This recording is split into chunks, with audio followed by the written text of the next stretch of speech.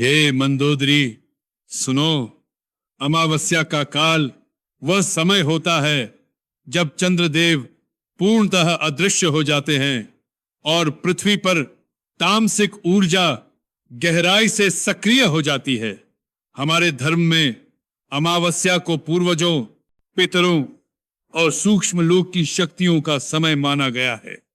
यह वह रात होती है जब मनुष्य के मन पर स्थिरता कम और अस्थिरता अधिक प्रकट होती है। ऐसे समय में भोजन भी बहुत सोच समझ कर लेना चाहिए, विशेष रूप से उड़द की दाल, जिसे धर्म में कई बार अमावस्या पर वर्जित किया गया है। हे मंदोदरी, उड़द की दाल भारी, तामसिक और शरीर में वात को बढ़ाने वाली कही गई है। आयुर्वेद में लिखा है कि यह दाल रक्त को गाढ़ा करती है, पाचन को धीमा बनाती है और शरीर की ऊर्जा को नीचे की ओर खींचती है। अमावस्या के समय जब वातावरण में तामसिकता पहले से ही प्रबल हो, तब उड़द जैसे पदार्थ मन और शरीर में और अधिक भारीपन तथा अंधकार पैदा कर देते हैं। मनुष्य चिड़चिड़ा, भ्रमित और आलस से भरा महसूस करने लगता है।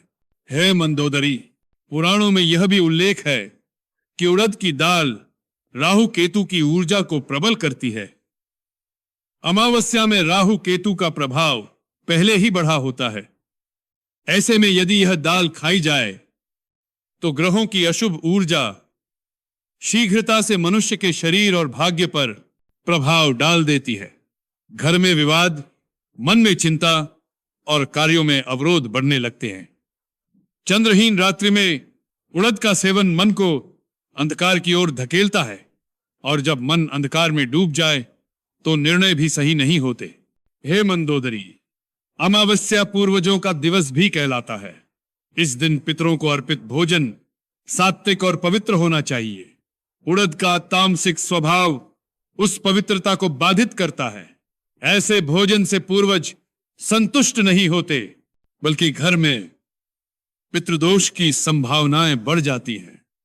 इसलिए कहा गया कि अमावस्या की रसोई हल्की, पवित्र और सात्विक रखो, ताकि आत्मा और वातावरण दोनों निर्मल रहें। सामान्य दिनों में उड़द लाभकारी हो सकता है, पर अमावस्या जैसे संवेदनशील समय में यह शरीर और मन दोनों को प्रभावित करता है।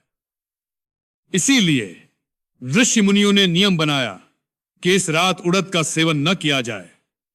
यदि भोजन मन को अंधकार की ओर ले जाए तो वह अन्न नहीं, बाधा बन जाता है।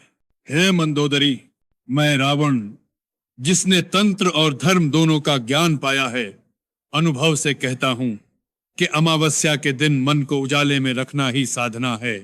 उड़द की दाल उस उजाले पर पर्दे डाल देती है और आत्मा को नीचे गिरा देती है। इसलिए इसे उस रात त्याग दो। भोजन वही ग्रहण करो जो मन को स्थिर और पवित्र बनाए। यही धर्म है, यही बुद्धिमानी है और यही गृहस्थ जीवन की रक्षा करने वाला सत्य है।